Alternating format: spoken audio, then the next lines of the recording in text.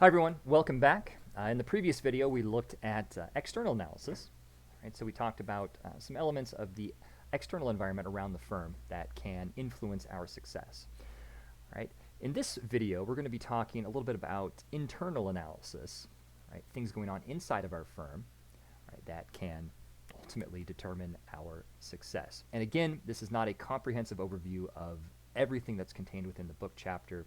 So please be sure to read the chapter on internal analysis in order to get as much information as possible. This is just meant to be a quick overview of a few sticking points. All right, so let us get going into this. Internal analysis. Goals that we have when we analyze the internals of our firm is we want to essentially locate our core competencies. We want to define, interpret, analyze, and understand our core competencies. Now, a core competency is essentially our thing that we do best. All right, it is the core of our firm. It is, as we say here, a defining capability or advantage that distinguishes us from everybody else. And you can guarantee that your core competency, right, is going to determine if you're successful or not as a business. Other goals of internal analysis are to analyze and interpret the value chain, locate weaknesses, identify strengths, and then identify competitive factors that we can match to the external environment. Now, you know this in the form of a SWOT analysis. All right. You've probably done that before, maybe in your job if you have some professional experience, or you've maybe talked about it more in some of your other classes, but the text really does a good job in terms of going over SWOT as well as the instructor notes on the website. So I will not belabor the point and cover SWOT in this video. All right. What I do want to go over, though, is something that when the first time you hear it, it can probably be a little confusing. So hopefully hearing it again might clear up some things for you. All right. Now, when we talk about core competencies, we also do this in the same breath as talking about resources of our firm. Now, this is a popular way of thinking about what a business is. And we can think of a business as a collection of different resources, just a bundle of resources that come together, right, and accomplish a purpose. Now, we can think of resources as both tangible and intangible. All right. So maybe things like capital equipment, financial resources, physical resources, technological resources, other organizational resources, things like that. Those are all examples of like tangible resources. And resources can include things like intangible resources, like human, just our human element, the skills our employees have. Okay? Our firm's reputation can be a resource. Our firm's culture, our brand value, okay, are all potential resources, all right, that a firm has. Okay? And so a firm, again, is just all of these different types of things collected together and, mashed and deployed in a certain way, all right, that enables us to do things in the marketplace. All right? We can analyze individual resources that a firm has, right, and assign them different qualities. All right. So here I have VRIN. So this should be inimitable. So VRIN is a framework. Sometimes it's referred to as VRIO. All right. I sometimes you'll see it referred to differently, like in your textbook and things like that. But essentially, it means a lot of the same thing. So number one, is the resource valuable? Okay, does this resource contribute to the financial position of the firm? Okay, good. Is it rare? Do a lot of people have this resource? Okay, or is it only a select few groups of firms have this particular resource? Inimitable, costly to imitate. Is it difficult? So if I see something that you have as a competitor, is it difficult for me to imitate you? Is it difficult for me to create that same resource and deploy it in a strategic manner? And then substitutable. All right. Can I use something different in place of that resource in order to accomplish the same goal? Now, some texts, instead of substitutable, they replace that. Whoops, they replace that with an O, which mean organized to extract, or organized to extrapolate, or organized to exploit. However they say it, is our firm set up in a manner that we can derive profit from this resource. So there's essentially a lot of similarities and things like that. Okay, so let's talk about a brand resource. All right, a brand resource. In this case, like Nike, for example, Nike's brand reputation. Okay, is Nike's brand reputation valuable? Okay, well, yeah, sure, absolutely. Right, Nike's reputation allows them, and the sponsorship deals that they've cultivated over time, kind of the aura, the mystique that they've created, allows them to charge a higher price for their products. Okay, so it's not just the quality of the shoe, it's the whole Nike brand that you're paying for. It allows them to bargain their prices up, thus increase their profit margins. So heck yeah, it's definitely valuable for the firm. Is it common? Okay, do a bunch of firms in the marketplace have the same kind of level of brand clout that Nike has? And the answer would be no, not really. Okay, not really. There's a few others out there, like maybe like Adidas, Puma, things like that. Under Armour wants to be, but they still only represent a fraction of a percent of the entire shoe industry. Okay, so they're not very successful. They haven't had as much luck in that realm. All right, so sure, it's rare. Is it costly to imitate?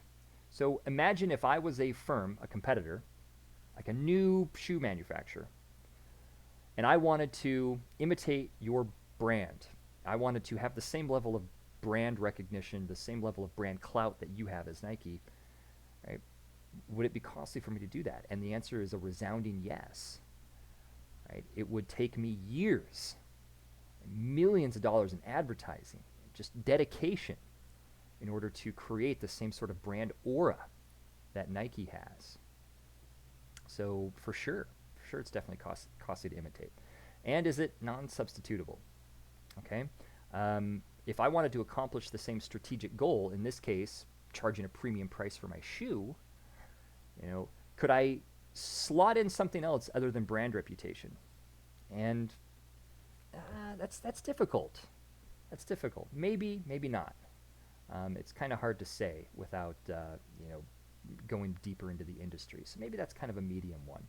The other option, O, so VRIO, organized to exploit. Yeah, Nike is definitely organized or set up in such a way that they can exploit that particular resource. Okay. Another example of substitutability, maybe like Chick-fil-A, for example. Chick-fil-A has one of their resources is great service, great customer service. All right. Could I substitute something in, maybe like a great technology resource, like good customer relationship management software, in order to replace that sort of human-centered, human-focused customer service, in order to accomplish the same strategic goal, which is to charge a premium price and get customers in the door? Maybe. Okay, there might be some substitutes for that. Okay, so ideally, and actually here we'll go into I'll go into imitability, all right, imitatability a little bit more here. All right, so resources like cash and commodities, sure, economies of scale, capacity, that type of stuff, all can be imitated. Things that are not easy to imitate in terms of resources, like reputation, brand, employee satisfaction, things that cannot be imitated at all, right? Maybe a patent. Okay, that's a resource that cannot be imitated. If you have a unique location with access to unique resources, like mineral rights, for example, that cannot be imitated. Okay, so different resources have different levels of imitation. And your book again does if this not making as much sense Your book has a really good explanation, some more great examples of these particular things. So I'd invite you to refer to the text as well. Okay, so outcomes of the various combinations of the 4 criteria. All right, so let's say that we have a resource that is not valuable, not rare, not costly to imitate, and non-substitutable. Boy, yeah, you can substitute for it. All right, it is worthless to us as a resource, and the performance implications is below average returns. Versus a resource having all 4 of these characteristics would hopefully lead us to sustainable competitive advantage and above average returns. So we are trying to cultivate resources in our firm, right, that have the majority of these characteristics. And a lot of times, the resources that have most of these characteristics are actually intangible. Okay? So this might be something like the skill and culture of our firm, right? Like the skill of our employees and the culture of our firm. Okay, we might have access to a rare and talented labor pool, for example. Okay, that would be difficult for our customers to imitate. All right, so we want as much of these as possible. All right, if we have a base of, and actually here I can go into it here. So what happens with that, so let's say we have a base of resources like good customer service, financial capital, like warehouse space, capital equipment, all that type of stuff. We have these bundles of resources. What happens is we mash them together, we deploy them, and over time, we develop capabilities. So let's say we have resources in terms of good human resources. We have good customer relationship management software. Okay, we have a firm that's organized for the fast and efficient service of customer needs, okay, via maybe good warehouse space or good operations or something like that. What would happen is, bundled together, this would create a great customer service capability. Okay? And it's these capabilities that ultimately translate into our core competencies. So maybe, for example, Dell Computers. Dell has really good supply chain management capabilities. Okay? Really good ordering systems, like customer ordering systems, really good logistics management capabilities, that type of stuff. And so that leads to a core competency of this kind of like customizable, create your own, build your own, tailored PC systems that people can order. So that's one of their core competencies, is this management of a global supply chain. Okay? So the integration of these resources ultimately feeds up and creates a core competency of your firm. Now, see here, now our core competencies, ultimately what we're looking for is 3 to 4. All right, as a firm, we want to have 3 or 4 things that we do better than the competition.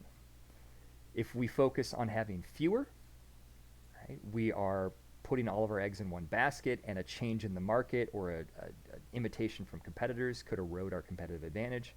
If we have too much, right, we're spreading our resources too thin, and we're not specializing like we should. Okay? So let me ask you a question. Right? Why does Nike outsource its manufacturing? Okay. Why does Nike outsource its manufacturing? Well, the obvious answer, one, it's cheaper, right? Okay, it's cheaper. Is Nike's manufacturing a core competency? Okay, is it something like basically unique to that firm? And the answer really is no, right? The knowledge and the ability to make a shoe, even make a high quality shoe even, is not unique to Nike. It's not like some hidden industry secret that's squirreled away in some mythical tome somewhere that only one or two executives know about. No, I mean, manufacturing techniques are pretty widely known across the industry, across multiple brands. All right? So it's not something unique to Nike. What is unique to Nike and what their core competencies are is design, okay, and brand management. So they do not outsource design. The rule of thumb is you do not outsource your core competencies. All right? So all of the research and development, all of the design, all the brand management, that's done in-house. Manufacturing is not a core competency. It's not something that's really directly contributing to the value of the product. So having that in-house is not really providing them any sort of value. Your payroll function is not a core competency. Hence why most firms outsource payroll, okay, to another firm like ADP, for example. Okay, so they're outsourcing peripheral stuff and they're keeping things that distinguish a company, distinguish us, okay, within the firm. Same thing with Apple. I mean, Apple focuses on design, customer service, in some respects, okay, and other factors. All right, and so they also outsource manufacturing. All right, they focus on things that add value to their product, and simply the way that it's manufactured, okay, is just not a unique secret that nobody else can imitate.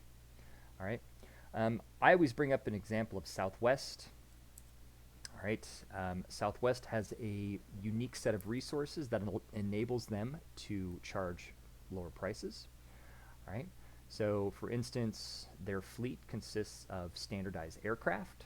They only use Boeing 737s. Right? That enables them to specialize. Their ground crews don't have to train on multiple different planes.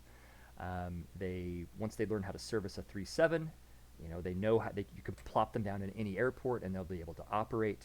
Okay, so that creates fast, efficient ground crews. It creates fast, efficient turnaround time.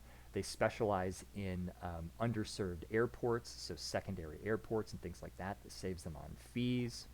All right. So ultimately, all of these different resources come together and create a series of capabilities, all right, that they're able to use. So their great customer service function, their unique corporate culture.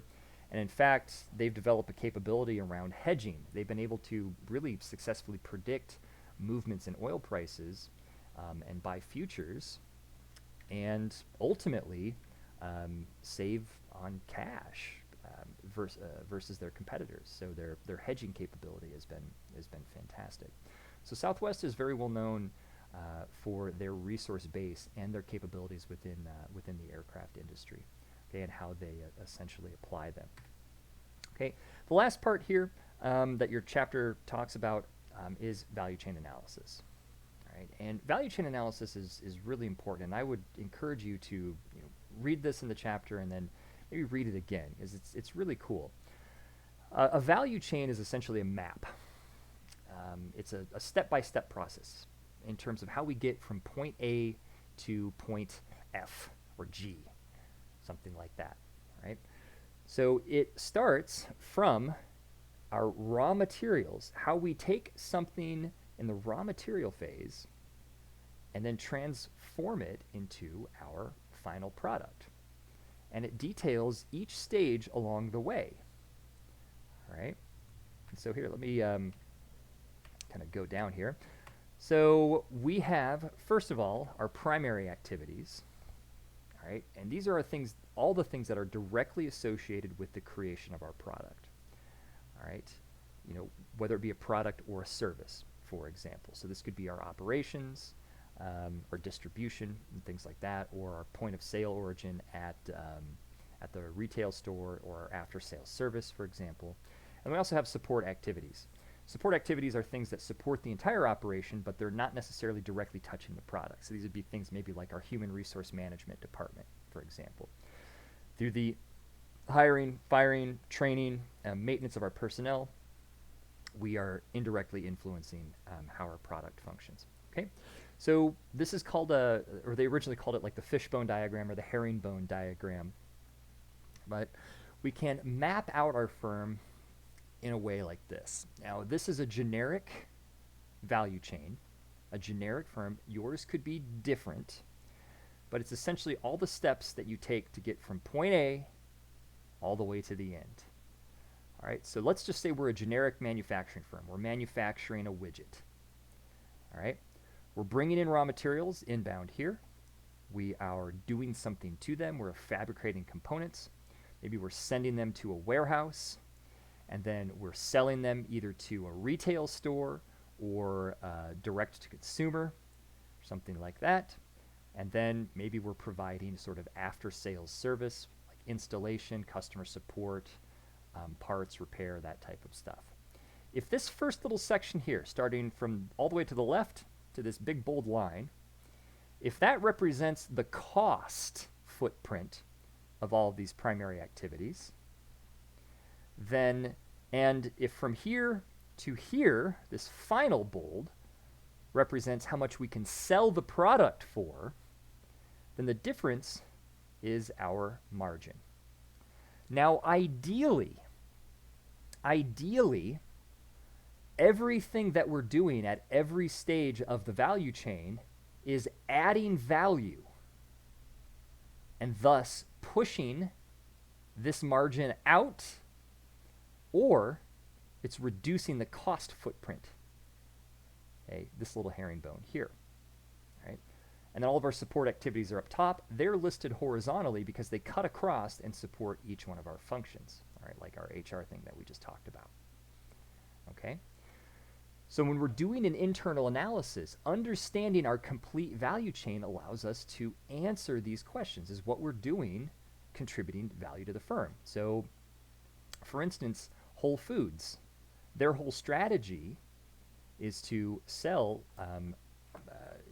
organic, locally produced, high-quality goods. So obviously in our inbound logistics function, we would be looking at sourcing from suppliers, local farmers, things like that. And just that act in our inbound logistics function would add value. Maybe a firm like Macy's, a retail store. So part of their operations is putting products out on display and stuff like that. Now, Macy's functions in a much different way than like a Walmart. Okay, Walmart's just generic aisles that you go up and down, grab your product and go. Macy's, there's more pageantry about it. Okay, it's inviting, warm, friendly displays.